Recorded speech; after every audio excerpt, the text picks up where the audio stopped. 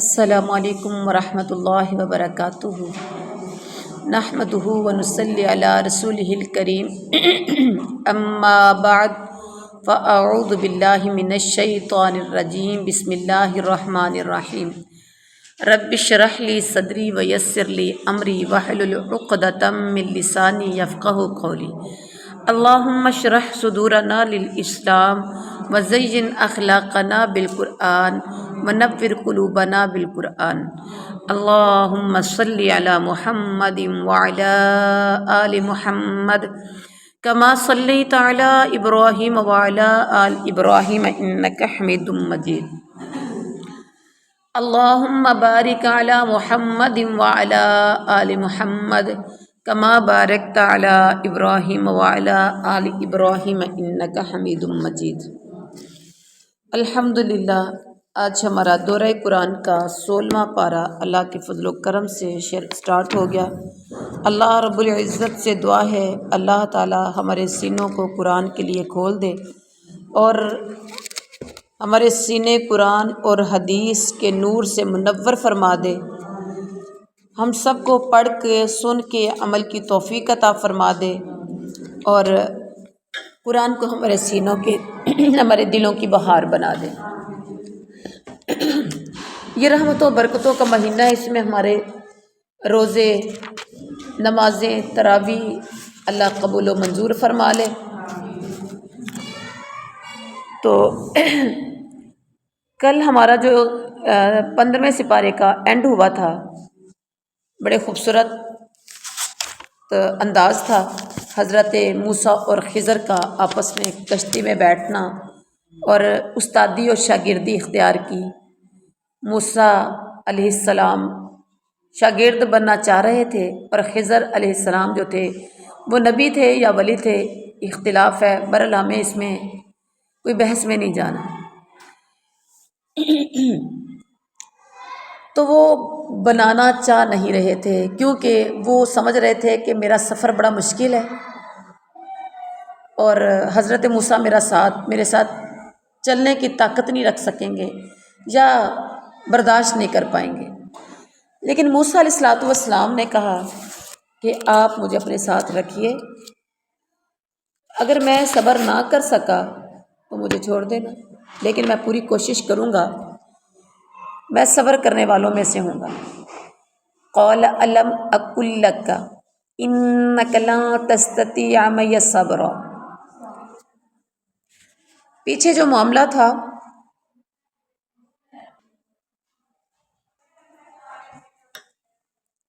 تو پیچھے جو سپارہ اینڈ ہوا تھا کہ حضرت خضر نے ایک لڑکے کو قتل کر دیا تھا۔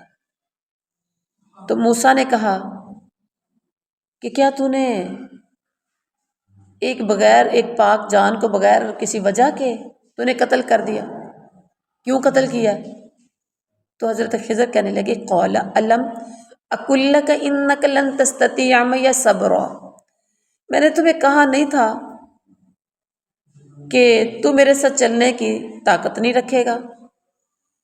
کہنے لگے ٹھیک ہے، اب اگر میں نے کچھ پوچھا تو مجھے اپنا ساتھی نہ بنانا، مجھے ساتھ نہ رکھنا۔ اس سے پہلے بھی 2 واقعات پیش آ گئے تھے، ایک تو کشتی میں بیٹھے تو پھٹا توڑ دیا، عیب دار کر دیا، وہاں موسیٰ نے پوچھا، جبکہ پہلے کمٹمنٹ کیا ہوئی تھی کہ مجھ سے کچھ پوچھنا نہیں ہے، میں سیاہی کروں، میں سفیدی کروں، بولنا نہیں ہے۔ لیکن موسیٰ سے چپ نہ رہا گیا، انہوں نے کہا نہیں تو نہیں ہے میرے ساتھ چلنے کے قابل، اچھا اب نہیں پوچھوں گا۔ پھر جب آگے لڑکے کو قتل کر دیا، پھر موسیٰ بول پڑے، انہوں نے کہا میں نے تو تمہیں پہلے کہا تھا، تیرا اتنا ظرف ہی نہیں، تو برداشت نہیں کر پائے گا۔ اب تیسرا جو ہوا وہ یہ تھا جو اس سپارے میں آپ پڑھ رہے ہیں یا آپ کے سامنے ہے، تو یہ آخری واقعہ ہے۔ ایک بستی میں پہنچتے ہیں حضرت موسیٰ اور خضر، بھوک لگی تھی، سفر کرتے کرتے تھک گئے تھے، کھانا مانگا، بستی والوں نے کھانا دینے سے انکار کر دیا۔ انہوں نے ایک گری ہوئی دیوار کو دیکھا اور اسے پورا بنا دیا، اسی گاؤں کی ایک کنارے پر کوئی دیوار گر رہی تھی، اسے پورا بنا دیا۔ موسیٰ علیہ السلام نے کہا کہ آپ اس کی اجرت لے سکتے تھے، مزدوری میں کھانا تو لے سکتے تھے نا۔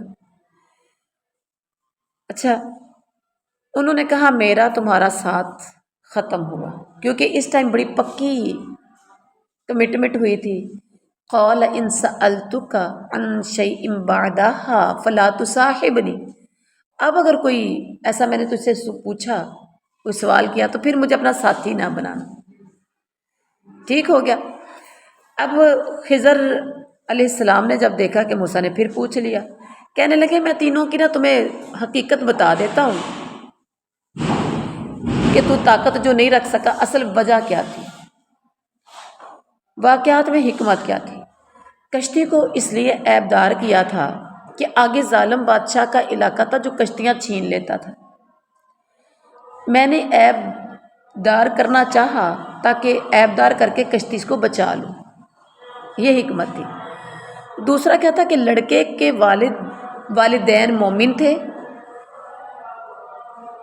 اور اندیشہ یہ تھا کہ لڑکا کفر اور سرکشی سے انہیں تنگ کرے گا، لڑکا کفر اور سرکشی سے انہیں تنگ کرے گا، تو ان کے اولاد جو ہے، آپ نے سنا ہوگا، پڑھا ہے قرآن میں، انما اموالکم اولادکم فتنہ، تو اولاد کی وجہ سے والدین تو فتنے میں پڑ جاتے ہیں، تو لہٰذا اللہ کے حکم سے میں نے اس کو قتل کر دیا۔ اس لیے ہم نے چاہا کہ اللہ تعالیٰ ان کو ایسی اولاد دے دے جو اخلاق میں بہتر ہو اور اسے صلہ رحمی متوقع ہو، ایسی اولاد اللہ دے دے، وہ بدل کر۔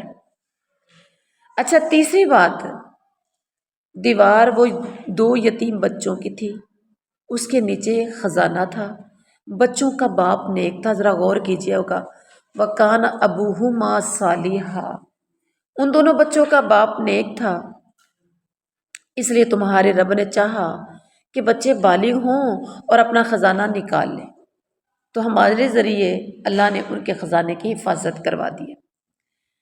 یہ تمہارے رب کی رحمت کی بنا پر کیا گیا ہے، میرے اپنے اختیار میں کچھ بھی نہیں تھا۔ اچھا، یہاں کیا پتہ چلا کہ اولاد صالح یا بدنیک دینے والی ذات اللہ تعالیٰ کی ہے؟ ایسا ہی ہے، اس کائنات میں جو کچھ ہو رہا ہے وہ اللہ کی رحمت سے ہے۔ اللہ تعالیٰ کے ہر کام میں مصلحت اور گہری حکمت پوشیدہ ہے۔ ہمیں نہیں پتہ کون سا کام کیسے ہے، لیکن اللہ کو اس بات کا علم ہے کہ بہتری کس میں ہے۔ اور یہاں ایک بڑا اہم پوائنٹ ہے، غور کیجئے، اسپیشلی والدوں کے لیے، والد کے لیے، کہ اگر والد نیک ہو تو اولاد کے خزانوں کی حفاظتیں اللہ تعالیٰ کروا لیتا ہے۔ والد کو یہ والد کے لیے اسپیشل پیغام ہے کہ والد کو چاہیے اپنی تنہائیاں بہتر کریں، اپنی جلوتیں، اپنی خلوتیں بہتر کریں، یعنی اللہ تعالیٰ کا ڈر، اللہ کا خوف، اللہ تعالیٰ کا ڈر خوف اس کے دل میں ہونا چاہیے، اسپیشلی والد کا، ٹھیک ہے؟ کیونکہ یہاں پر اللہ تعالیٰ نے جو تذکرہ کیا، وَكَانَ أَبُوهُمَا صَالِحًا۔ اچھا، آج ہماری اولادیں ہماری نافرمانی کرتی ہیں، باپ کے سامنے بھی اکڑتی ہیں، ماؤں کے سامنے بھی اکڑتی ہیں، اور ماں اور باپ کیا کہہ رہے ہوتے ہیں؟ اسی تے اس طرح دے نہیں سا، یہ پتہ نہیں کندے تے چلا گیا۔ ایسا ہوتا ہے نا، یہ آزمائش بھی ہے، لیکن کچھ ہمارے اپنے ہاتھوں کی کمائی بھی ہے۔ وہ کیسے؟ والدین نیک ہوں تو نیکی کا اثر اس کی اولاد تک پہنچتا ہے، اور اگر والدین بد ہوں تو ان کی بدی کا اثر بھی اولاد تک پہنچتا ہے۔ اور یہاں جو اللہ تعالیٰ نے کہا، مفسرین کہتے ہیں وَكَانَ أَبُوهُمَا صَالِحًا، اسپیشلی والد کو چاہیے کہ وہ راتوں کی گھڑیوں میں اٹھ کر، رات کی تنہائیوں میں اٹھ کر اپنے لیے، اپنی اولاد کے لیے دعائیں کرے، اور اپنی جلوتیں، خلوتیں والد کو چاہیے وہ بہتر بنائے، اللہ سے ڈرے، اللہ کا خوف اس کے دل میں ہونا چاہیے، اور اسپیشلی والد کو اپنی رزق حلال کی کوشش کرنی چاہیے، کیونکہ صالح ہونے کا تعلق جو ہے کمائی کے ساتھ بھی تو ہے نا۔ والد اگر کما کر حلال نہیں لاتا تو حلال وہ جو نہیں وہ حلال کمائی نہیں ہے، تو اس کا اثر بھی تو اولاد تک پہنچنا ہے۔ پہنچے گا کہ نہیں پہنچے گا؟ آپ کی کمائی کا بھی بہت زیادہ اثر ہے، تو اس لیے وکانہ ابوہما صالحہ۔ اب یہاں کہیں گے کہ خواتین کو نہیں بننا چاہیے، نہیں، والدہ کا بھی کام ہے اپنی جلوتیں خلوتیں، اپنی تنہائیاں اللہ سے ڈر کر گزارنی چاہیے، کیونکہ اللہ کی ذات ہر جگہ پر آپ کو دیکھ رہا ہے، اللہ ہر جگہ پر دیکھ رہا ہے، آپ کی ہر حال سے واقف ہے۔ والد اور والدہ دونوں کو چاہیے کہ اپنے آپ کو نیک راستے پر، سیدھے راستے پر، صراط مستقیم پر لگائیں، اور تاکہ اولاد پر اثر اس کا اچھا پڑے۔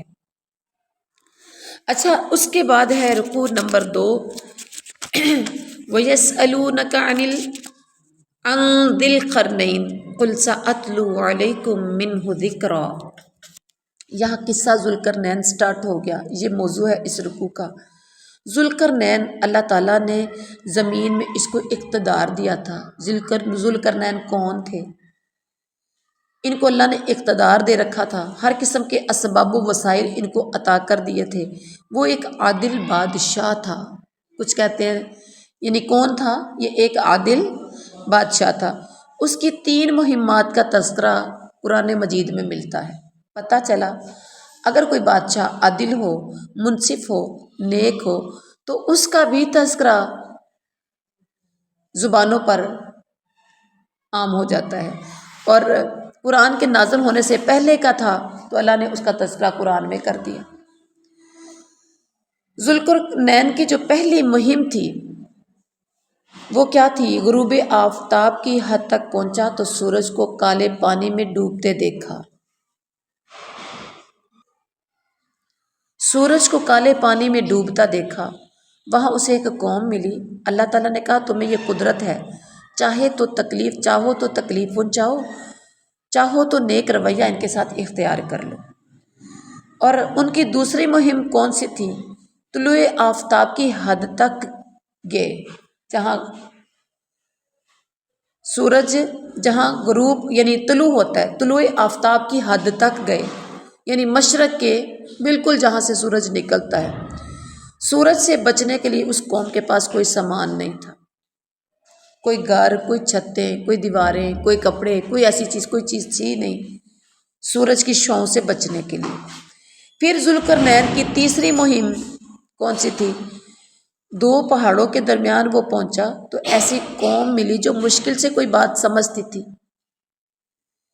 انہوں نے کہا یاجوج ماجوج اس زمین میں فساد پھیلاتے ہیں، یعنی جو 2 پہاڑوں کے درمیان میں قوم ملی تھی، اس قوم نے شکایت کی کہ یاجوج ماجوج ہمیں تنگ کرتے ہیں، زمین میں فساد پھیلاتے ہیں۔ کہا ٹیکس دو تاکہ ایک بند تعمیر کر دو۔ انہوں نے کہا ہم ٹیکس دیں کہ آپ ایک بند تعمیر کر دیں، ایک دیوار کھڑی کر دیں تاکہ وہ آئے نہ۔ انہوں نے کہا میرے رب نے مجھے بہت کچھ دے رکھا ہے، مجھے ٹیکس کی ضرورت نہیں ہے۔ قوم کے لوگوں نے کہا ہم کوئی فنڈنگ کرتے ہیں تو آپ ہمیں دیوار کھڑی کر دیں۔ انہوں نے کہا مجھے میرے رب نے بہت کچھ دے دیا ہے، صرف محنت سے میری مدد کرو، میں ان کے درمیان میں بند باندھ دیتا ہوں، مجھے تم لوگوں کی پیسے کی فنڈنگ کی ضرورت نہیں ہے، مجھے صرف تمہاری محنت کی ضرورت ہے۔ انہوں نے کہا ٹھیک ہے۔ لوہے کی چادریں لے کر پہاڑوں کے درمیان خلا کو بھر دیا، لوہے کی چادریں، ادھر بھی پہاڑ ادھر بھی، سینٹر میں جو خلا تھا لوہے کی چادروں کے ساتھ اس کو کیا کر دیا؟ بند کر دیا۔ ان لوگوں سے اس نے کہا کہ آگ اب دہکاؤ۔ جب یہ دیوار سرخ ہو گئی تو اوپر سے پگھلا ہوا تانبا ڈال دیا۔ دیوار کے ذریعے یاجوج ماجوج کے حملے سے ان کو بچا لیا گیا۔ ذوالقرنین نے کہا یہ میرے رب کی رحمت ہے، اس کے وعدے کا وقت آئے گا تو اسے اس دیوار کو گرا دے گا۔ رب کا وعدہ برحق ہے، یہ دیوار یہ پھلانگ کے نہیں آ سکتے جب تک میرے رب کا وعدہ نہیں آئے گا، اور یہ قرب قیامت ہو۔ اس کے بعد قیامت کا تذکرہ ہوا کہ قیامت جو ہے وہ برحق ہے، یعنی اس روز لوگ سمندر کی موجوں کی طرح گتھم گتھا ہوں گے، سب انسانوں کو ایک ساتھ جمع کریں گے۔ رب کا وعدہ سچا ہے قیامت آئے گی تو ہر چیز زمین بوس ہو جائے گی، اس دن جہنم کو کافروں کے سامنے ہم لائیں گے۔ پھر کافروں کے بارے میں تذکرہ کیا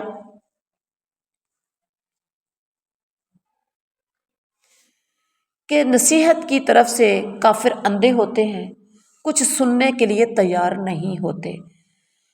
اب یہاں اس رکوع سے ہمیں پتہ چلا کہ اصل اقتدار عطا کرنے والا بھی اللہ، اقتدار کا خود مالک بھی اللہ تعالیٰ۔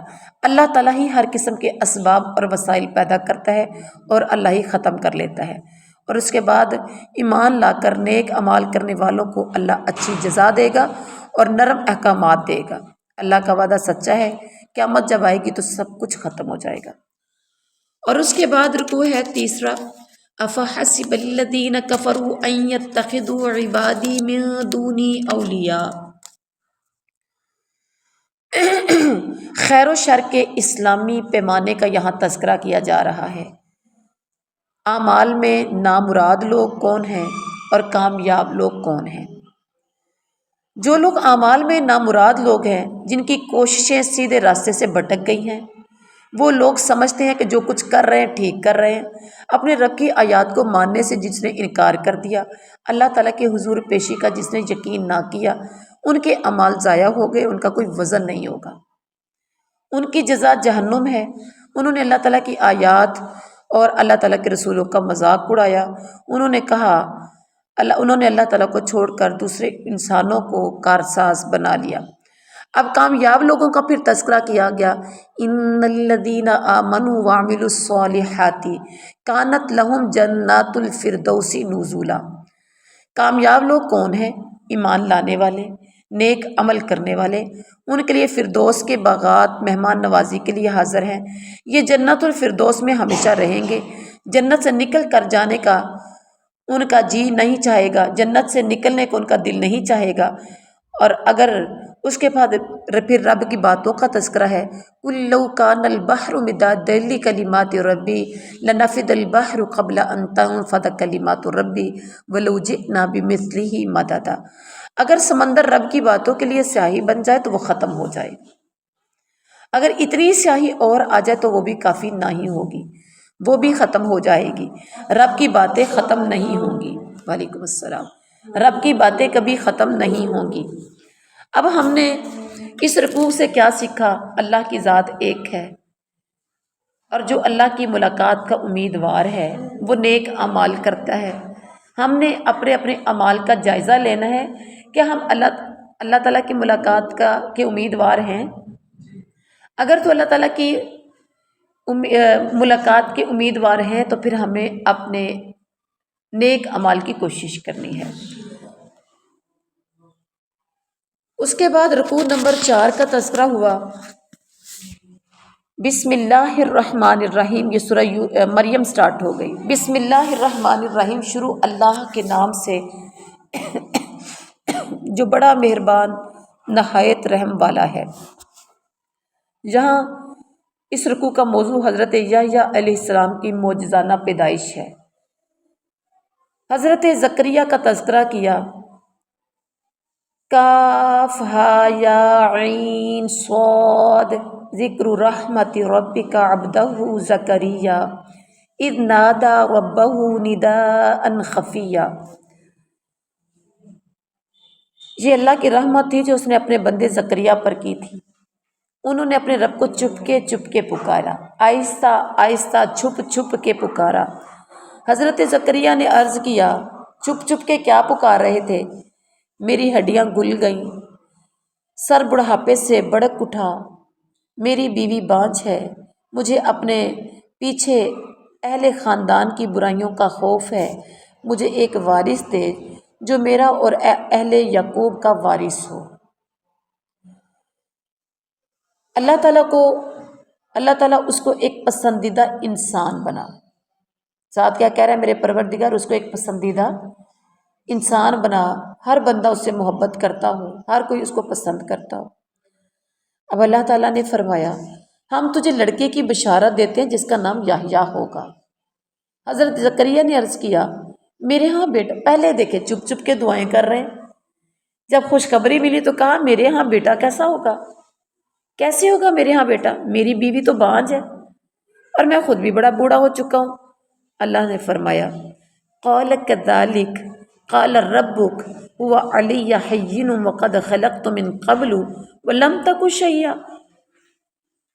کیا ہے تیرے رب نے ایسا کرنا ہے، ایسا ہی ہوگا، اس سے پہلے تو تجھے بھی پیدا کیا ہے جب تو بھی کچھ نہیں تھا۔ اللہ تعالیٰ کی ذات ہمیں عدم سے وجود میں لائے ہیں۔ حضرت زکریا نے کہا اچھا پھر ایسا کر کوئی نشانی بنا دے، میرے لیے کوئی نشانی بنا دے، کوئی نشانی مقرر کر دے تاکہ مجھے پتہ چل جائے کہ واقعی ایسا ہے۔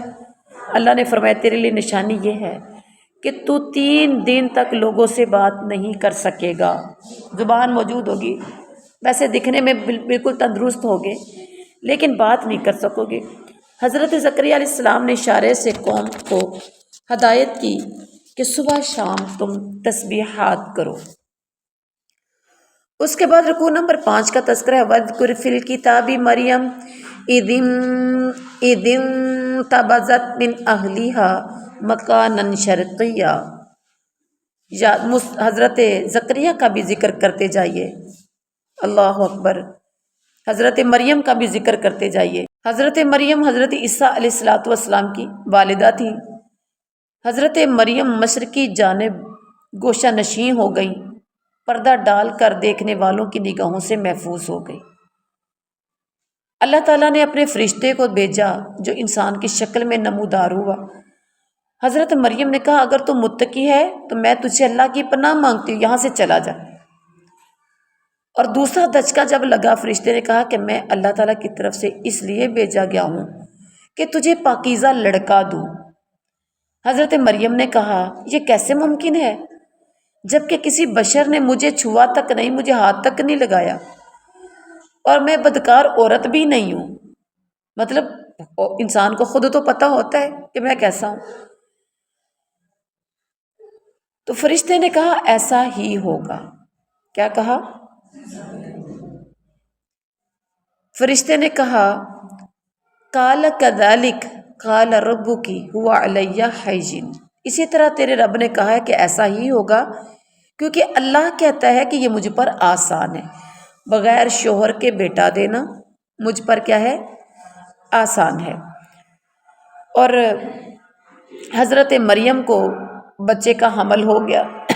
تیسرا دھچکا جب لگا، پھونک ماری جبریل نے تو حمل ہو گیا،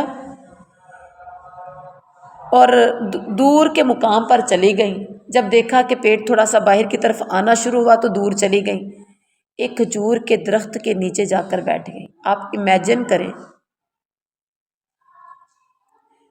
بیت المقدس کے اندر ایک حجرہ تھا جس میں حضرت مریم اپنے ماموں حضرت یعنی خالو حضرت زکریا کے پاس رہتی تھی، اور جب وہ حاملہ ہوئی پھونک کے ذریعے، اللہ کے حکم کے ذریعے، تو انہوں نے محسوس کیا اب سارے لوگوں کے اندر رہیں گی تو ظاہری بات ہے لوگ باتیں بھی کریں گے۔ وہ کسی دور جگہ پر نکل گئیں، کہنے لگی کاش میں بولی بصری ہوتی۔ اکیلے میں بیٹھ کے کیا کہتی ہیں؟ یا لیتنی مت قبل ھذا وکنت نسیا منسیا، وہ الفاظ اس کے اللہ نے قرآن بنا دیا۔ کاش میں مر چکی ہوتی، میں بھولی بصری ہوتی، آج مجھے کوئی یاد نہ کرتا مریم کون تھی۔ فرشتے نے کہا غم نہ کر۔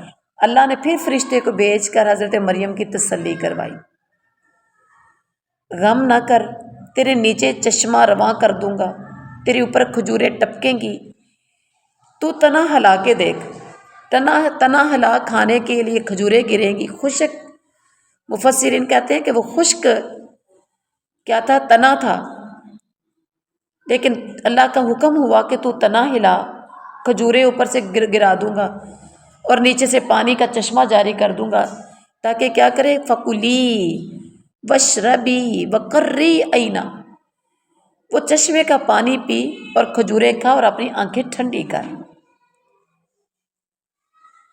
اللہ اکبر۔ کوئی شخص نظر آئے تو کہہ دینا میں نے رحمان کے لیے روزے کی نظر مانی، میں نے بولنا نہیں۔ نظر آئے کا مطلب کیا کہ جو تجھے نظر آئے گا وہ تجھ سے پوچھے گا، کیونکہ جو پریگننٹ خاتون ہوتی ہے اس کی چال بدل جاتی ہے، رنگ روپ بھی بدل جاتا ہے، تو جو تجھ سے کوئی بات کرنے کی کوشش کرے اسے کہنا میں نے روزے کی نظر مانی اس لیے میں نے بولنا نہیں ہے۔ اور اگر کوئی ایسے کہے کماری بچی تو جہان کیا کہے گا، ایک چور تے نالے چتر، کہتے ہو کہ نہیں کہتے ہو؟ اللہ اکبر۔ حضرت عیسیٰ کی ولادت ہوئی، بچہ پیدا ہوا تو لے کر اپنی قوم کی طرف واپس آ گئے، زمین پھٹ نہیں رہی تھی ان کے لیے۔ کس انداز سے وہ بچے کو اٹھا کے واپس پلٹی ہوں گی، ذرا غور کیجیے۔ قوم نے کہا تیرا باپ جو تھا وہ بھی ایسا نہ تھا، ایسا برا آدمی نہ تھا، تیری ماں بھی بدکار نہیں تھی، تو کس پہ چلی گئی؟ حضرت مریم نے کہا، اور حضرت مریم نے خود کچھ نہیں کہا، بچے کی طرف اشارہ کیا۔ وہ بچے کون تھے؟ حضرت عیسیٰ علیہ السلام تھے۔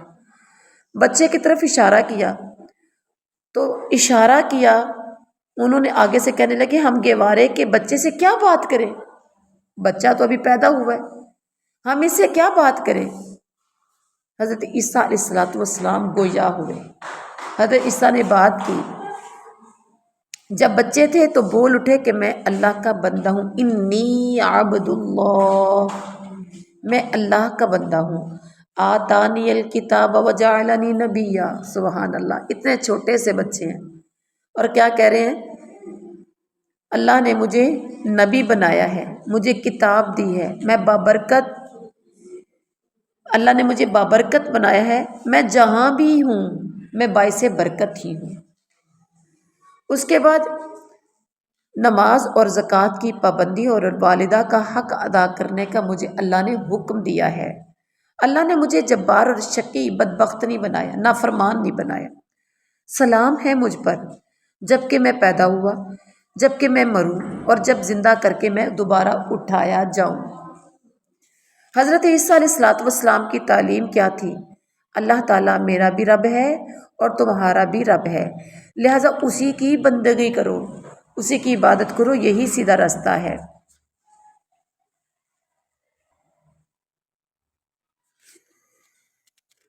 پھر مختلف گروہوں نے اختلاف کیا، کفر کرنے والوں کے لیے وہ وقت بڑی تباہی کا ہوگا۔ کافروں کا انجام کیا ہوگا؟ کفر کرنے والوں کے لیے وقت بڑی تباہی کا ہوگا، وہ وقت تباہی کا ہوگا جب وہ بڑا دن دیکھیں گے، ہمارے سامنے حاضر ہوں گے۔ اس روز کان سنیں گے، آنکھیں دیکھیں گے، لیکن آج وہ گمراہی میں مبتلا ہی ہوں گے۔ آپ غافل اور ایمان نہ لانے والوں کو ڈرا دیں۔ اللہ اپنے نبی سے مخاطب ہو رہے ہیں، میرے نبی آپ غافل اور ایمان نہ لانے والوں کو ڈرا دیں، فیصلہ کر دیا جائے گا، پچھتاوے کے سوا کوئی چارہ وہاں نہیں ہوگا، اللہ تعالیٰ ہی زمین اور ساری چیزوں کے وارث ہونے والے ہیں۔ اس کے بعد پھر رکوع نمبر 6 میں تذکرہ ہے، وَاذْكُرْ فِي الْكِتَابِ إِبْرَاهِيمَ إِنَّهُ كَانَ صِدِّيقًا نَبِيًّا۔ سبحان اللہ۔ حضرت ابراہیم نے اپنے باپ سے کیا کہا، اس کا تذکرہ ہے۔ اللہ کہتے ہیں گزرتے گزرتے میرے ابراہیم کا بھی تذکرہ کرتے جائیے۔ انہو کان صدیقا نبیا، وہ تو بڑے سچے نبی تھے، بڑے سچے راست باز نبی تھے، ان پر رب بہت بھی مہربان تھا، وہ اپنے رب کو پکارتے تھے اور امید رکھتے تھے، نامراد نہیں تھے۔ وہ ان کے معبودان غیر اللہ سے اور ان سے جدا ہو گئے تھے، یعنی معبودوں سے بھی اور ان کے عبادت کرنے والوں سے بھی جدا ہو گئے تھے، تو اللہ تعالیٰ نے ان کو بلند مقام عطا کر دیا۔ اللہ تعالیٰ نے ان کو ایسی اولاد دی جو نبی تھے، اللہ تعالیٰ نے ان پر رحمت کی تھی اور انہیں سچی ناموری عطا کی تھی۔ آج ابراہیم کا تذکرہ ہر مسلمان کی زبان پر ہے۔ حضرت ابراہیم علیہ السلام کا اپنے والد سے مکالمہ ہوا، اس کا تذکرہ کیا۔ حضرت ابراہیم نے اپنے باپ کو دیکھا کہ وہ بتوں کی پوجا کرتے ہیں۔ یا اذ قال لأبیہ، یا ابتی لم تعبد ما لا یسمع ولا یبصر ولا یغنی عنک شیئا۔ کیا کہتے ہیں والد سے؟ پہلی حقیقت کہ آپ ان چیزوں کی کیوں عبادت کرتے ہیں جو نہ سنتی ہیں چیزیں، نہ دیکھتی ہیں، نہ کام کر سکتی ہیں۔ دوسری حقیقت کیا کہی؟ میرے پاس ایسا علم آیا ہے جو آپ کے پاس نہیں آیا، آپ میرے پیچھے چلیں، میں آپ کو سیدھا راستہ بتاؤں گا۔ تیسری حقیقت کیا تھی؟ آپ شیطان کی بندگی نہ کریں، شیطان رحمان کا دشمن ہے۔ چوتھی حقیقت تھی کہ مجھے ڈر ہے کہ آپ رحمان کے عذاب میں مبتلا نہ ہو جائیں اور شیطان کے ساتھی نہ بن جائیں۔ باپ نے کہا، باپ کیا کہتا ہے؟ تو میرے معبودوں سے پھر گیا ہے۔ قال اراغب انت عن آلہتی یا ابراہیم، ابراہیم تو میرے معبودوں سے پھر گیا ہے، تو باز نہ آیا تو تجھے پتھر مار مار کر سنسار کر دوں گا، تو ہمیشہ کے لیے مجھ سے الگ ہو جا، تو ہمیشہ کے لیے مجھ سے الگ ہو جا، میری آنکھوں سے دور ہو جا۔ حضرت ابراہیم نے کہا سلام ہے آپ کو، بدتمیزی نہیں کی، بدتمیزی نہیں کی۔ کیا کہا؟ قال سلام علیک، سلام ہے آپ کو، میں رب سے دعا کروں گا آپ کو معاف کر دے، میرا رب مجھ پر بڑا مہربان ہے، میں آپ لوگوں کو بھی چھوڑتا ہوں اور آپ کے معبودوں کو بھی چھوڑتا ہوں۔ آپ نے تو کہا ہے کہ مجھ سے چلا جا، میں آپ کو بھی اور آپ کے معبودوں کو بھی چھوڑ کے جا رہا ہوں۔ میں اپنے پروردگار کو پکاروں گا جس کو پکار کر میں کبھی نا امید نہیں رہا۔ اللہ اکبر۔ اس کے بعد رکوع نمبر 7 کا تذکرہ ہے، وَاذْكُرْ فِي الْكِتَابِ مُوسَىٰ إِنَّهُ كَانَ مُخْلَصًا وَكَانَ رَسُولًا نَبِيًّا۔ یہاں حضرت موسیٰ علیہ السلام اور دیگر اس رکوع میں انبیاء کا تذکرہ ہے۔ حضرت موسیٰ علیہ السلام چنے ہوئے شخص تھے، رسول اور نبی تھے۔ طور کی دائیں جانب اللہ نے انہیں پکارا، ان کو راز کی گفتگو سے اللہ تعالیٰ نے اپنا تقرب عطا کیا۔ ان کے بھائی ہارون کو حضرت موسیٰ کے کہنے پر مددگار کے طور پر معاون بنایا۔ اس کے بعد حضرت اسماعیل کا تذکرہ فرمایا کہ وہ وعدے کا، وَاذْكُرْ فِي الْكِتَابِ اسماعیل إِنَّهُ كَانَ صَادِقَ الْوَعْدِ وَكَانَ رَسُولًا نَبِيًّا۔ وہ وعدے کا سچا تھا، رسول اور نبی تھا، گھر والوں کو نماز اور زکوٰۃ کا حکم دیتے تھے، اپنے رب کے نزدیک پسندیدہ انسان تھے۔ کون؟ حضرت اسماعیل۔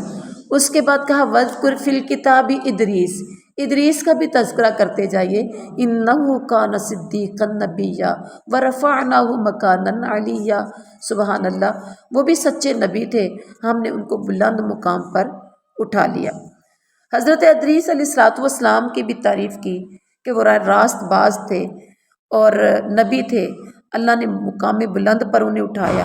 اور پھر اس کے بعد دیگر انبیاء کا تذکرہ کیا، آدم کی اولاد میں سے، حضرت نوح اور ان کے ساتھ سوار ہونے والوں کی اولاد میں سے ہیں، ابراہیم علیہ السلام کی اور اسرائیل کی نسل سے ہیں، ان کو ہم نے ہدایت بخشی، برگزیدہ کیا، رحمان کی آیات ان کو سنائی جائیں تو روتے ہوئے سجدے میں گر جاتے ہیں۔ انبیاء کے بعد نہ خلف جانشی بنے، نہ اہل لوگ جانشی بنے، انہوں نے نماز کو ضائع کر دیا۔ فخلف من بعدہم خلف اضاعوا الصلاۃ واتبعوا الشہوات فسوف یلقون غیا۔ نہ خلف جانشی انبیاء کے بعد ہوئے، انہوں نے نمازوں کو ضائع کیا، خواہشات کی پیروی کی، گمراہی کے انجام سے دوچار ہوں گے۔ جو ایمان لا کر نیک اعمال کریں گے جنت میں ہمیشہ کے لیے وہ داخل ہوں گے، حق تلفی نہیں کی جائے گی۔ پھر اس کے بعد اللہ تعالیٰ نے جنت کا تذکرہ کیا۔ رحمان نے اپنے بندوں سے وعدہ کر رکھا ہے، وعدہ پورا ہو کر رہنا ہے، وہاں کوئی بیہودہ بات نہیں جنتی سنیں گے، جو سنیں گے ٹھیک ٹھیک سنیں گے، ان کا رزق صبح و شام ملتا رہے گا، جنت کے وارث پرہیزگار لوگ ہی ہوں گے۔ اس کے بعد رکوع نمبر 8 کا تذکرہ ہے، وَيَقُولُ الْإِنسَانُ أَإِذَا مَا مِتُّ لَسَوْفَ أُخْرَجُ حَيًّا۔ یہی ہے، یہی ہے۔ یعنی مرنے کے بعد اٹھایا جانا برحق ہے۔ انسان کہتا ہے مر جاؤں گا تو کیا پھر زندہ کر کے نکال لیا جاؤں گا؟ رب نے کہا کیا انسان کو یاد نہیں آتا کہ اس سے پہلا پیدا کر چکے، اس سے پہلے پیدا کر چکے جب وہ کچھ بھی نہ تھا، نہ کچھ بھی نہ تھا، اب تو پھر بھی ایک انسان ہے، بنا ہوا نقشہ ہے، اور بنے ہوئے نقشے کو دوبارہ بنانا آسان ہوتا ہے، نئے سرے سے کوئی چیز بنانا مشکل ہوتی ہے۔ ضرور ان کو اور شیطان کو گھیر کر لایا جائے گا۔ شیطان نے وعدے دلائے نا کہ کچھ بھی نہیں ہونا، مرنے کے بعد بس ختم۔ کہا ضرور ان کو اور شیاطین کو گھیر کر لایا جائے گا، پھر جہنم کے گرد انہیں گھٹنوں کے بل گرایا جائے گا، ہر گروہ میں سے وہ شخص چھانٹ لیں گے جو رحمان کے مقابلے میں زیادہ سرکش تھا۔ ہمیں معلوم ہے کون جہنم میں جھونکے جانے کا مستحق ہے، کوئی ایسا نہیں جو جہنم پر وارد نہ ہو۔ ہر شخص کو، ہر کافر کو جہنم پر آنا ہے۔ یہ ایک طے شدہ بات ہے جسے پورا کرنا تیرے رب کی ذمہ ہے۔ ان لوگوں کو بچا لیا جائے گا جو متقی تھے اور ظالموں کو گرا ہوا چھوڑ دیں گے۔ اس کے بعد انکار کرنے والوں کے اعتراضات کا جواب دیا گیا۔ کھلی کھلی آیات سن کر کہتے ہیں بتاؤ ہم دونوں گروہوں میں سے کون سا بہتر حالت میں ہے، کس کی مجلس زیادہ شاندار ہے؟ ان سے کہہ دو جو شخص گمراہی میں مبتلا ہو رحمان اسے ڈھیل دیا کرتے ہیں۔ جب عذاب یا قیامت دیکھتے ہیں تو پتہ لگ جائے گا کس کا حال خراب ہے اور کس کا جتھا کمزور ہے۔ جو راہ راست اختیار کرتا ہے اللہ تعالیٰ انہیں راہ راست میں ترقی عطا کر دیتا ہے۔ ان سے پہلے زیادہ سر و سامان والی ظاہری شان و شوکت میں بڑھی ہوئی قوموں کو ہم نے ہلاک کر دیا۔ پھر آگے کہا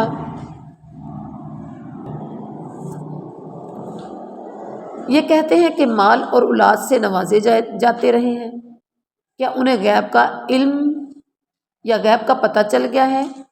انہوں نے رحمان سے کوئی وعدہ لے رکھا ہے؟ ہرگز نہیں۔ جو یہ کہہ رہا ہے لکھ لیا جائے گا، سزا میں اضافہ ہوگا، لاؤ لشکر ہمارے پاس رہے گا، اکیلا ہی ہمارے پاس آئے گا۔ کیا ہوگا؟ یوم نحشر المتقین الی الرحمن وفدا ونسوق المجرمین الی جہنم وردا۔ وہ دن ایسا ہوگا اللہ کی طرف جانا ہے تو سب نے اکیلے اکیلے جانا ہے، ایک ایک کر کے جانا ہے، اور پھر مجرموں کو جہنم کے گڑھے پر کھڑا کیا جائے گا۔ انہوں نے اللہ کو چھوڑ کر کچھ مددگار بنا رکھے ہیں، کوئی مددگار نہیں ہوگا، سب ان کی عبادت کا وہاں جا کے انکار کر دیں گے۔ اللہ اکبر! کیا پتہ چلا اللہ تعالیٰ انسان کو اس وقت پیدا کر چکے ہیں جب وہ کچھ بھی نہیں تھا اور عدم سے وجود میں لایا۔ متقیوں کو اللہ کے ہاں بچا لیا جائے گا اور ظالموں کو گمراہ کر دیا جائے گا۔ اور دنیا میں انسان اکیلا آیا ہے تو اکیلا ہی جانا ہے، یقین ہے کہ ہم نے اکیلے ہی اللہ تعالیٰ کے یہاں جانا ہے۔ اس کے بعد کیا ہے؟ الم ترى انا ارسلنا الشیاطین علی الکافرین تؤزهم عزا۔ رکوع نمبر 9 رد شرک اور قیامت کے مناظر کا تذکرہ ہے۔ متقی لوگ مہمانوں کی طرح رب کے پاس حاضر کیے جائیں گے۔ متقی لوگ مہمانوں کی طرح اللہ کے ہاں حاضر کیے جائیں گے۔ کیسے؟ مہمان میرے اور آپ کے گھر میں آئے، ہنستا مسکراتا خوش ہوتا ہوا آتا ہے، پھر آگے سے اس کی مہمان نوازی پانی پھل فروٹ اور کھانے سے کی جاتی ہے۔ تو مجرموں کو پیاسے جانوروں کی طرح جہنم کی طرف ہانک کر لے کے جایا جائے گا۔ لوگ سفارش پر قابو نہ ہوں گے، لوگ سفارش پر قادر نہ ہوں گے سوائے اس کے جس نے پروانہ حاصل کیا ہوگا۔ صرف وہ بندہ، اس کو سفارش کا حق ملے گا، سفارش کی قدرت ملے گی جس کو اللہ کی طرف سے اجازت نامہ دیا گیا ہوگا۔ پھر ان پر شیاطین، جو لوگ انکار کرنے والے تھے ان پر شیطان چھوڑ دیے گئے ہیں۔ یہ شیطان انہیں خوب مخالفت حق پر اکساتے رہتے ہیں۔ آپ صلی اللہ علیہ وسلم ان پر عذاب کے لیے بےتاب نہ ہوں، ہم نے دن گن رکھے ہیں۔ اور جن کا شرک کا دعویٰ ہے یا جن کا یہ دعویٰ ہے کہ اللہ نے بیٹا بنا لیا ہے، وقالوا اتخذ الرحمن ولدا، جنہوں نے کہا کہ رحمان نے اولاد بنا لی ہے، لقد جئتم شیئا ادا، بڑی سخت بےہودہ بات انہوں نے گڑھ لی ہے، قریب ہے آسمان پھٹ جائے۔ جنہوں نے کہا اللہ کی اولاد ہے، اتنی بےہودہ اتنی گندی یہ بات ہے، قریب ہے کہ آسمان پھٹ جائے اور زمین شک ہو جائے، پہاڑ گر جائیں۔ اس کے بعد رد شرک کا تذکرہ کیا، رحمان کی یہ شان نہیں کہ وہ بیٹا بنائے۔ زمین و آسمان کے اندر جو بھی ہے سب بندوں کی حیثیت میں پیش ہونے والے ہیں، وہ سب پر محیط ہے، اس نے سب کو شمار کر رکھا ہے، سب فردن فردن اس کے سامنے حاضر ہونے والے ہیں۔ ان سے پہلے کتنی بستیوں کو ہم ہلاک کر چکے ہیں، کیا پہلی بستیوں کا کوئی نشان ہے یا کوئی بنگ سنائی دیتی ہے؟ پھر اس کے بعد قرآن پاک کا تذکرہ کیا کہ قرآن پاک کے نزول کا مقصد کیا تھا۔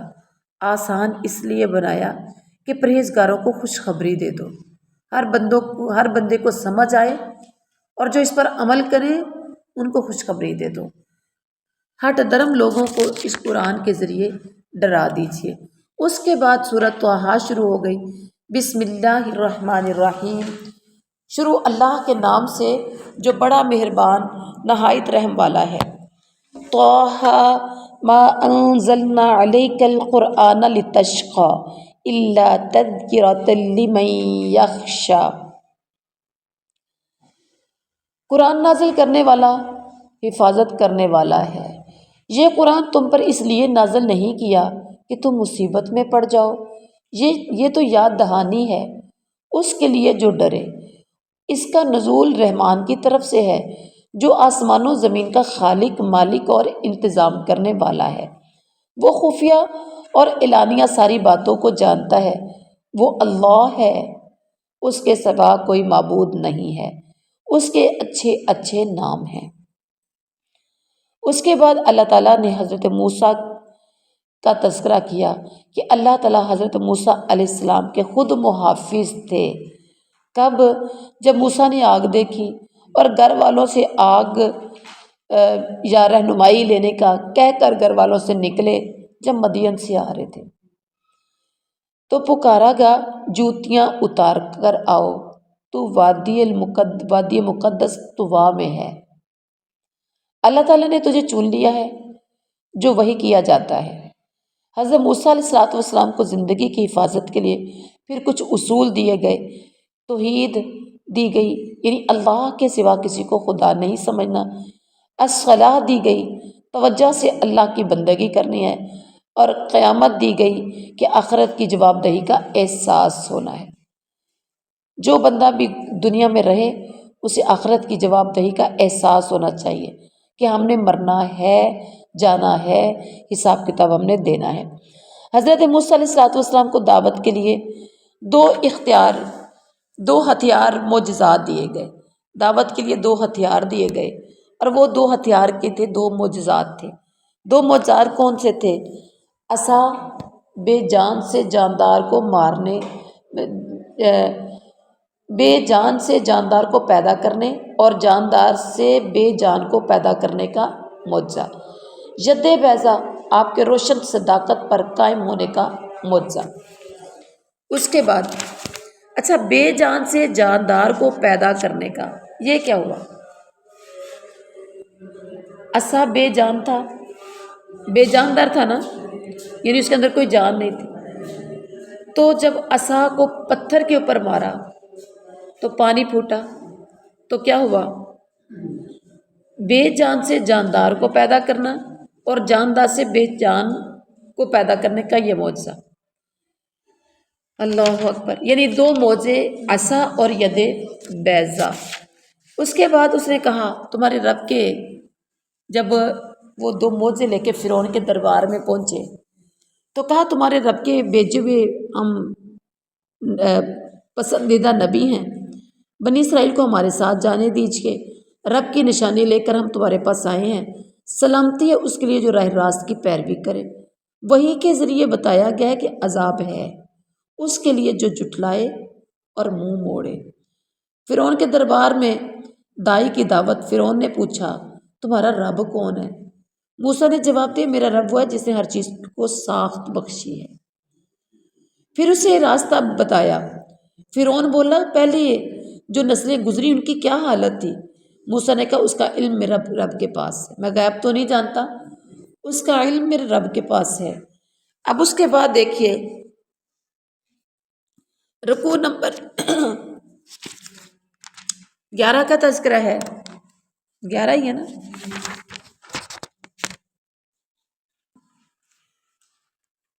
حضرت موسیٰ علیہ الصلاۃ والسلام عرض کرتے ہیں یا اللہ مجھے فرعون کے پاس تو بھیج رہے ہیں لیکن میرا ہاتھ مضبوط کر دیجیے۔ دعوت سے پہلے شرح صدر کے لیے دعا کی، یا اللہ رب اشرح لی صدری ویسر لی امری واحلل عقدۃ من لسانی یفقہوا قولی۔ فصیح اللسانی یعنی زبان کی صفائی کی دعا کی، علم کثیر کی دعا کی، ذکر کثیر کی دعا کی، خاندان سے مددگار کی دعا کی اور بھی کثیر دعائیں کی۔ حضرت موسیٰ کی بچپن اور جوانی میں حفاظت کرنے والا اللہ ہے۔ جب موسیٰ کو اشارہ کیا گیا کہ جب موسیٰ کو اشارہ کیا گیا کہ بچے کو صندوق میں رکھ کر دریا میں چھوڑ دے اور دریا ساحل پر پھینک دے گا، اسے میرا اور بچے کا دشمن اٹھا لے گا۔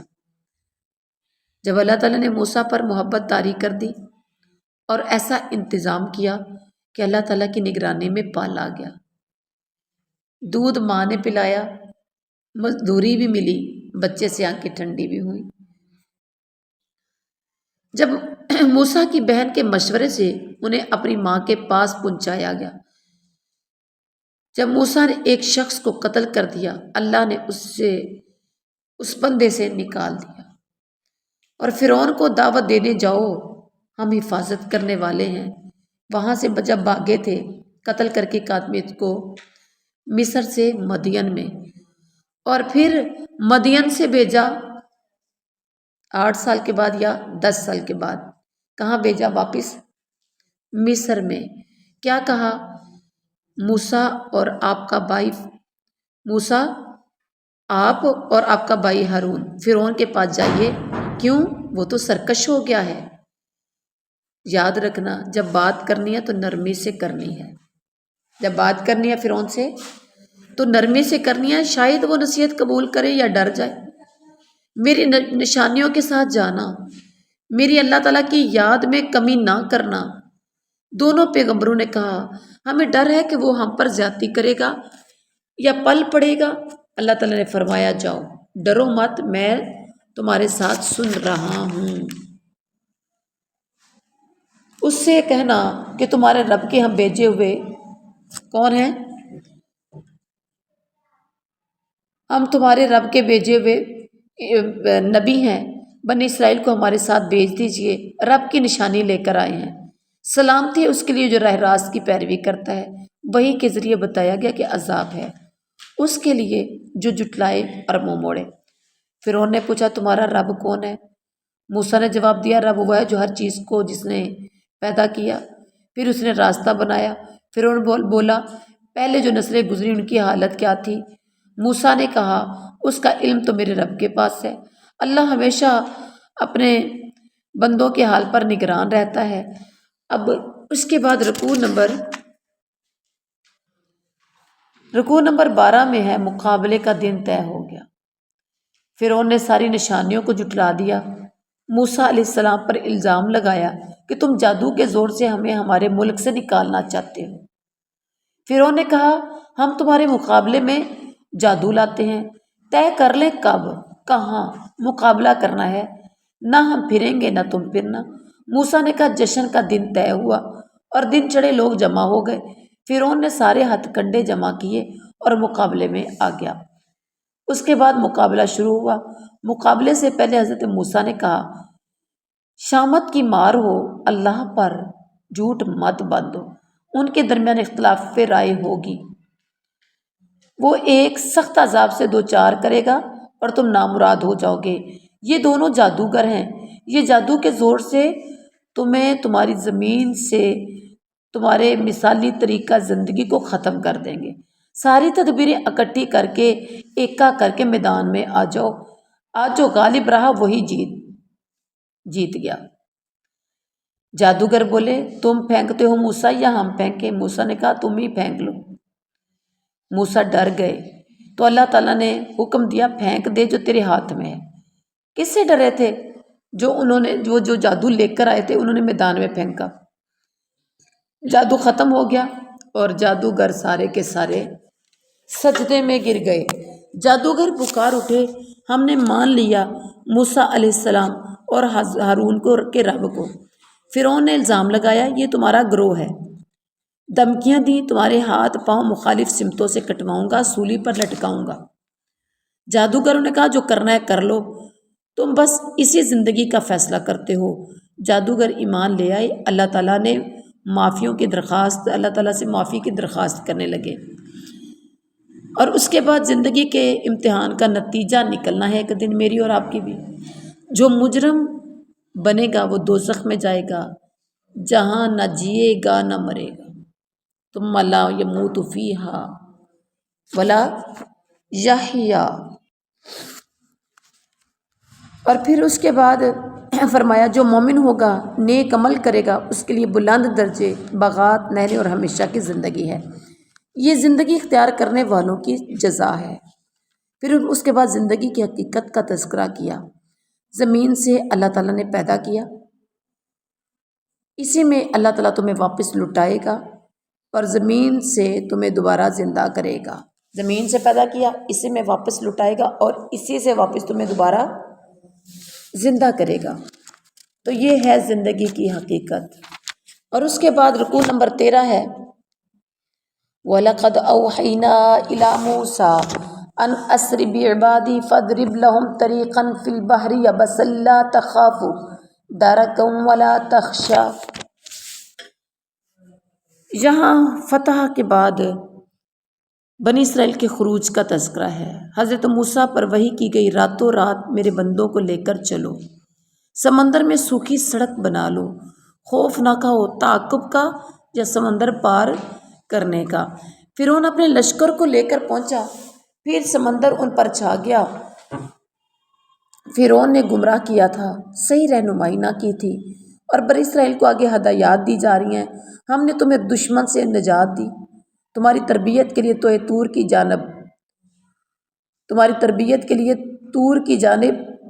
طور کی دائیں جانب حاضری کا وقت مقرر کیا، تم پر من سلوہ اتارا، ہمارا دیا ہوا پاک رزق کھاؤ، شرک نہ کرو ورنہ میرا غضب ٹوٹے گا۔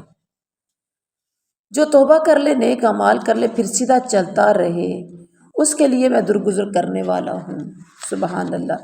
حضرت موسیٰ علیہ السلام کی حاضری ہوتی ہے جلدی پہنچنے پر، جو اللہ تعالیٰ نے وعدہ لیا تھا، اور جلدی حضرت موسیٰ پہنچ گئے تو پوچھا تمہیں اتنی جلدی کیا چیز لے کر آئی ہے؟ جواب ملا اس لیے کہ میرے رب تو مجھ سے خوش ہو جا۔ رب نے 30 راتوں کا یا 40 راتوں کا جو وعدہ لیا تھا، کہا کہ تو جلدی جلدی موسیٰ کیوں آگے؟ کہنے لگے اس لیے کہ میرا رب تو راضی ہو جائے۔ بتایا گیا تمہارے پیچھے قوم کو آزمائش میں ڈال دیا گیا، سامری نے گمراہ کیا تھا۔ اور پھر حضرت موسیٰ علیہ السلام کی واپسی کا تذکرہ کیا، غصے اور رنج میں واپس آئے۔ کب؟ جب سامری نے گمراہ کر دیا تھا قوم کو، تو خطاب کیا کیا میرے رب نے تم سے اچھے وعدے نہیں کیے؟ کیا تمہیں کوئی دن اور لگ رہے ہیں یا پریشانی ہے؟ تم رب کا غضب لانا چاہتے ہو جس کے لیے وعدہ خلافی کی ہے۔ بنی اسرائیل کا جواب تھا وعدہ خلافی اپنے اختیار سے نہیں کی، لوگوں کے زیورات کے بوجھ سے ہم لد گئے تھے، ہم نے ان کو پھینک دیا۔ سامری نے کچھ کو لیا اور بچڑے کی مورت بنا کر لے آیا۔ بیل کی آواز سن کر لوگ پکار اٹھے یہی تمہارا اور موسیٰ کا اللہ ہے۔ کیا وہ دیکھتے نہیں ہیں کہ نہ یہ ان کی بات کا جواب دیتا ہے، نہ نفع نقصان کا مالک ہے۔ اس کے بعد رکوع نمبر 14 کا تذکرہ ہے وَلَقَدْ قَالَ لَهُمْ هَارُونُ مِن قَبْلُ يَا قَوْمِ إِنَّمَا فُتِنْتُمْ بِهِ وَإِنَّ رَبَّكُمُ الشَّيْطَانُ فَاتَّبِعُونِي وَأَطِیعُوا أَمْرِی۔ حضرت موسیٰ اور ہارون کا وہی تذکرہ ہے۔ حضرت ہارون کی قوم کو نصیحت کیا تھی؟ جب موسیٰ جاتے ہوئے ہارون کو کیا کر کے گئے؟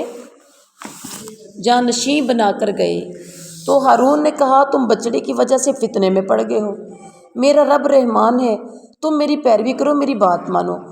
قوم نے جواب دیا کیا ہم تو پرستش کرتے رہیں گے جب تک موسیٰ علیہ السلام ہمارے پاس واپس نہ آ جائے۔ اس کے بعد حضرت موسیٰ واپس آئے تو حضرت ہارون کا مواخذہ کیا۔ کیسے؟ حضرت موسیٰ نے پوچھا جب تم نے دیکھا کہ یہ گمراہ ہو رہے ہیں تو کس چیز نے تمہارا ہاتھ پکڑ لیا تھا؟ تم نے کیوں نہ میرے طریقے پر عمل کیا؟ کیا تم نے میرے حکم کی خلاف ورزی کی ہے؟ حضرت ہارون نے جواب دیا میری داڑھی نہ پکڑیے، میرے سر کے بال مت کھینچیے، مجھے ڈر تھا کہ آپ کہیں گے میری بات کا پاس نہ کیا، بنی اسرائیل میں پھوٹ ڈال دی، اور سامری کا مواخذہ کیجیے کیونکہ یہ سب کچھ کرنے والا سامری ہے۔ حضرت موسیٰ نے جواب دیا سامری تیرا کیا معاملہ ہے؟ سامری نے کہا میں نے وہ چیز دیکھی جو لوگوں کو نظر نہیں آئی، میں نے ہر رسول کے نقش قدم سے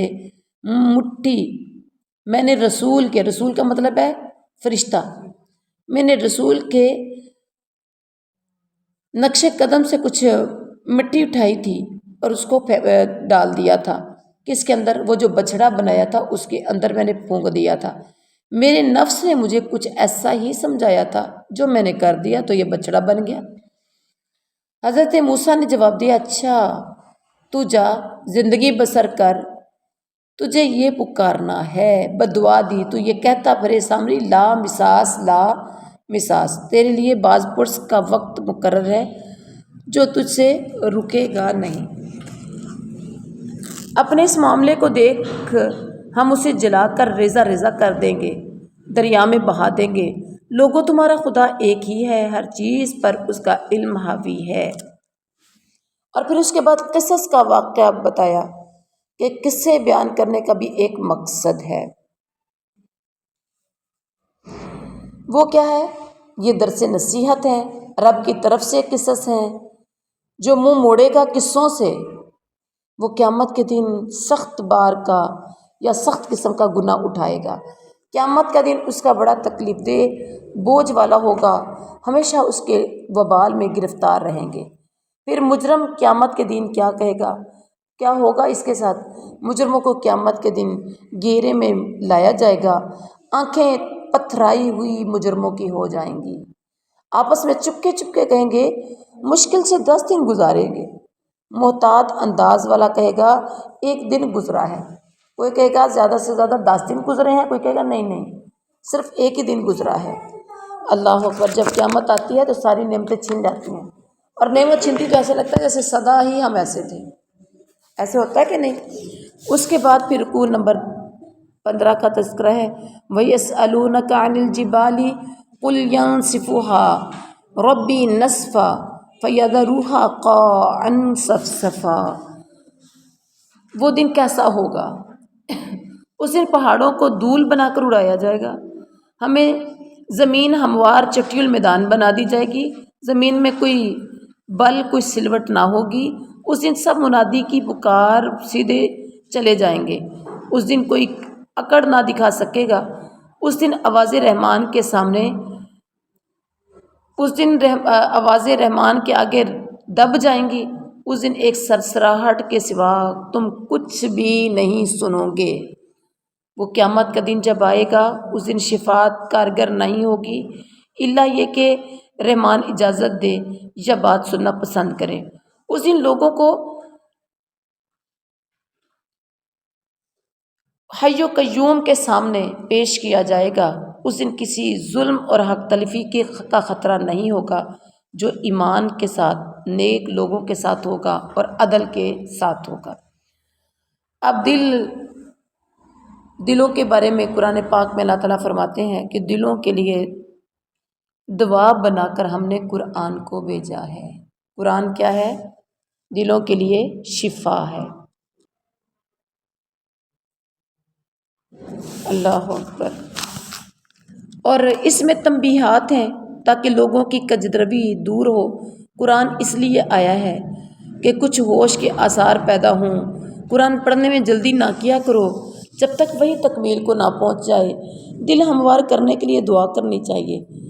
اے اللہ میرے پروردگار، بولا ہے وَإِذْ قُلْنَا لِلْمَلَائِكَةِ اسْجُدُوا لِآدَمَ فَسَجَدُوا إِلَّا إِبْلِيسَ أَبَىٰ۔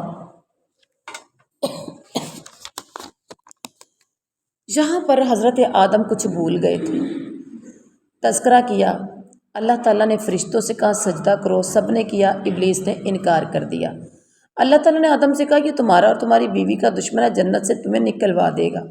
شیطان نے بہکایا، اس نے کہا میں تمہیں بتاؤں وہ درخت جس سے ابدی زندگی اور لازوال سلطنت حاصل ہوتی ہے، جو پھل کھا لے وہ ہمیشہ ہمیشہ کی زندگی پائے گا اور اس کی سلطنت بادشاہت کبھی ختم ہی نہیں ہوگی۔ آدم علیہ السلام نے رب کی نافرمانی کی، راہ راست سے بھٹک گیا، پھر اس کے رب نے برگزیدہ کیا، توبہ قبول کی، ہدایت بخشی اور کہا تم دونوں یہاں سے اتر جاؤ، تم ایک دوسرے کے دشمن ہو۔ کون؟ آدم اور شیطان۔ پھر جنت واپسی کی شرط لگا دی۔ آج غور کرنا ہے، تمہارے پاس میری طرف سے ہدایت پہنچے گی، جو میری پیروی کرے گا نہ بھٹکے گا نہ بدبختی میں مبتلا ہوگا، یعنی نیک اعمال کرے گا، سیدھے راستے پر چلے گا تو جنت واپسی کی شرط ہے، جنت اسے دوبارہ مل جائے گی۔ یہ ہمارے باپ آدم کے وقت سے میراث یا وراثت ہم سے چھن گئی تھی اور شرط رکھ دی کہ اگر تم نے لینی ہے وہ وراثت تو اپنی زندگی اعمال والی بنا لو، اپنی زندگی نیک لوگوں والی بنا لو، تو اس شرط پر تمہیں جنت واپس مل سکتی ہے۔ پھر ناکام انسان کا تذکرہ کیا، جو میرے ذکر سے منہ موڑے گا اس کی دنیا کی زندگی تنگ ہوگی، قیامت کے دن اندھا اٹھایا جائے گا۔ اللہ تعالیٰ فرمائے گا تمہارے پاس ہماری آیات آئی تھیں، تم نے انہیں بلا دیا تھا، آج تم بلائے جا رہے ہو۔ تو حد سے گزرنے والے، اللہ تعالیٰ کی آیات کو نہ ماننے والوں کو دنیا اور آخرت میں بدلہ ملتا ہے۔ اس کے بعد رکوع نمبر 17 ہے وَلَوْلَا كَلِمَةٌ سَبَقَتْ مِن رَّبِّكَ لَكَانَ لِزَامًا وَأَجَلٌ مُّسَمًّى۔ اس میں اللہ تعالیٰ اپنے نبی صلی اللہ علیہ وسلم کو نصیحت کر رہا ہے، میرے نبی ان کافروں کی باتوں پر صبر کریں، اپنے رب کی حمد و ثنا کے ساتھ تسبیح بیان کریں، آپ خوش ہو جائیں گے۔ دنیاوی زندگی کی شان و شوکت کی طرف نگاہ اٹھا کر بھی نہ دیکھو، کیونکہ وہ آزمائش ہے۔ تیرے رب کا رزق حلال بہتر ہے اور پاکیزہ تر ہے۔ اپنے اہل و عیال کو نماز کی تلقین کرو، خود بھی پابند رہو۔ ہم تم سے رزق نہیں چاہتے، وہ ہم تمہیں دے رہے ہیں، انجام کی بھلائی تقوی کے لیے ہے۔ موجہ، ان کا آگے سے اعتراض تھا کفار کا کہ موجہ کیوں نہیں آتا؟ جواب دیا گیا کیا ان کے پاس اگلے صحیفوں کی تعلیمات کا بیان واضح نہیں آیا؟ اگر ہم قرآن کے آنے سے پہلے انہیں ہلاک کر دیتے تو یہ کہتے رسول کیوں نہیں بھیجا کہ ذلیل و رسوا ہونے سے پہلے تیری آیات کی پیروی کرتے۔ اور اللہ تعالیٰ نے کہا ہر ایک انجام کار کے انتظار میں ہے، آپ کو پتہ چل جائے گا کون سیدھی راہ پر چلنے والا ہے اور کون ہدایت یافتہ ہے۔ اگر ایک بات پہلے سے طے شدہ نہ کی گئی ہوتی تو آج ان کا فیصلہ کب سے ہو چکا ہوتا۔ اللہ تعالیٰ کا دیا ہوا رزق ہے، حلال ہی بہتر اور پاکیزہ ہے۔ رزق تو اللہ ہی کا دیا ہوا ہے اور اللہ ہی کے راستے میں خرچ کرنا چاہیے۔ تو یہ تھا الحمدللہ آج کا ہمارا دورہ قرآن۔ اللہ رب العزت سے دعا ہے اللہم تقبل قیامنا و سیامنا و صلاتنا و دعانا یا اللہ ہماری نماز، ہمارا قیام، ہمارے صدقات، ہمارے خیرات، زکوٰۃ، عطیات، یا اللہ جو نیکیاں کر رہے ہیں، ذکر و اذکار کر رہے ہیں، تیرا قرآن پڑھ رہے ہیں، تیرے نبی کا فرمان پڑھ رہے ہیں، میرے مالک، خالق، رازق، داتا، دستگیر، غوث اعظم، غریب نواز، اللہ تو ہم سے قبول و منظور فرما، اور اللہ ہماری غیبی مدد فرما، اللہ تنگ دستوں کی تنگ دستیاں دور فرما، پریشانوں کی پریشانیاں دور فرما، بے اولادوں کو نیک صالح اولاد عطا فرما، اور جن کو تو نے اولادیں دے دی ہیں میرے مالک اللہ، ان کی اولادوں کو ان کی آنکھوں کی ٹھنڈک بنا، اللہ جو تو نے دعا بتائی ہے ہم وہی دعا کرتے ہیں اپنی اولادوں کے لیے، ربنا ہب لنا من ازواجنا